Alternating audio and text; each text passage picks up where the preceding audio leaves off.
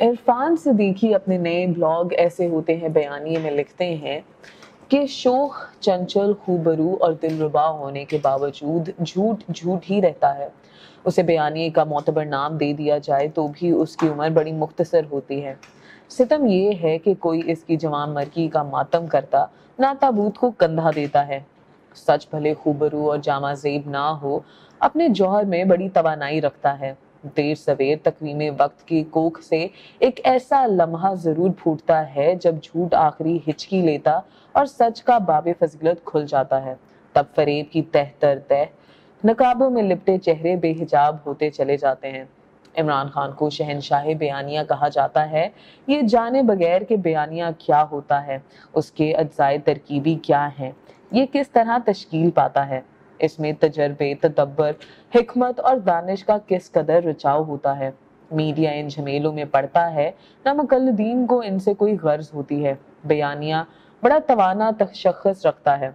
हमारी तारीख में इसकी सबसे बड़ी नज़ीर दो कौमी नज़रिया है जिसका परचम कायद आज़म मोहम्मद अली जिन्ना ने उठाया। जदागाना कौमियत की अलामत इस बयानिए ने मुसलमानान हिंद के दिलों को एक बलबला ताज़ा दिया और अपनी कुव्वत के बल पर खित्ते की तारीख ही नहीं जोग्राफिया भी बदल डाला। हमा पहलू जवाल के इन बेमहर मौसमों में जिस वक्ती मफाद के लिए लग सतही और बेमानी सी सियासत बयानात को भी बयानिया करार दे दिया जाता है।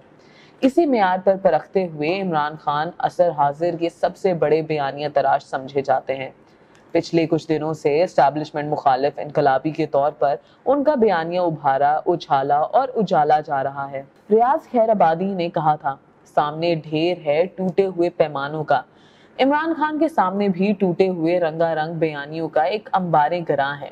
असूलों की सियासत, नया पाकिस्तान, तब्दीली, बेलाग एहतसाब, करप्शन का खात्मा, कानून की बालादस्ती, इंसाफ की कार फरमाई, खुदी की सरबुलंदी, मेरिट की पासदारी, दस्ते सवाल पर खुदकुशी, रियासत मदीना, अमर बिल मारूफ, खिलाफत राशिदा का नमूना तकलीद, जदी पुश्ती सियासतदानों से दूरी, लूटों की नफी, किसी दबाव के बगैर हुक्मरानी, साइकिल पर सफर, वजीर आजम हाउस की कॉलोनी के एक घर में दफ्तर, सिर्फ 2 मुलाजमीन, वजीर आजम हाउस का यूनिवर्सिटी बनना, गवर्नर हाउस जैसी साम्राज्य निशानियों का खात्मा, करोड़ों मुलाजमतें, लाखों घर, अनगिनत डैम और न जाने क्या क्या कुछ बयानियों के इस अंबुए खसो खाशाक का हिस्सा है।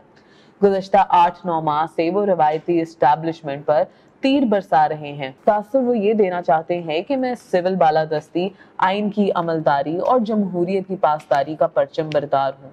उन अनासिर की सख्त खिलाफ हूँ जो आइनी हदूद से तजावज करते और सियासी जोड़ तोड़ में मुलव्वस है। खान साहब के खुतबात से कतई नजर अशरों पर मुहीत उनका किरदार और पसे चिलमन से झांकती कहानियां उनके नाम निहाद बयानिए की नफी करती हैं। 1999 का मार्शल लॉ उनके फलसफे सियासत की पहली आजमाइश थी। वो आइन, अवाम और जमहूरियत के बजाय डिक्टेटर का दस्ते बाजू बन गए। उस वक्त तक दरबारे आमरीत में झूमर डालते रहे जब तक खुद आमिर ने मुंह नहीं फेर लिया। शुजा पाशा और उनकी जानशीन अब्रे करम बनकर उनकी किश्ते वीरा पर बरसते रहे। हर तीसरा उनकी बलाएं लेता रहा।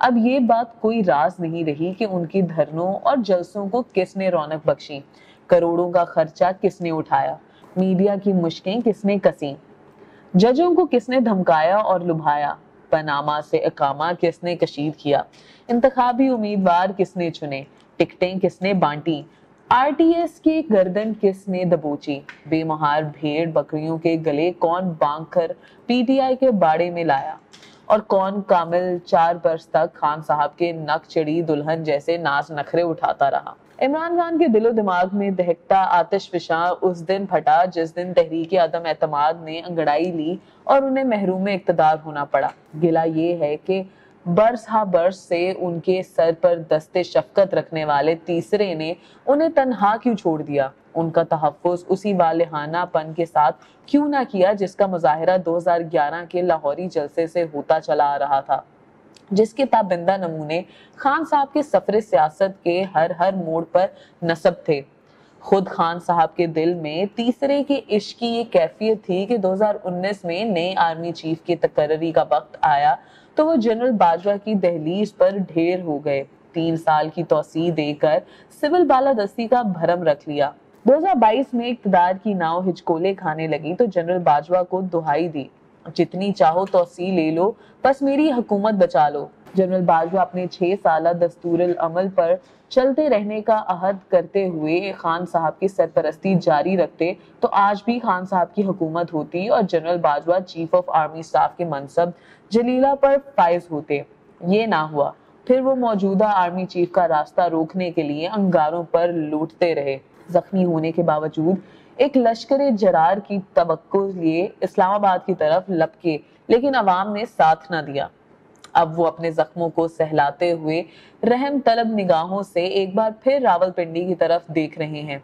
आज भी तीसरा बल्कि तीसरे को कोई चौथा या पांचवा हल्का सा इशारा भी करे तो खान साहब जख्मी टांग के बावजूद रावलपिंडी के लिए रखते सफर बांध देंगे और उनके लबों पर वही वसी अरीज मुस्कुराहट रक्सा होगी जो 28 अगस्त 2014 की शब जनरल राहील शरीफ के बुलावे पर रावलपिंडी रवाना हुए थे तो उनके चेहरे पर खिल उठी थी।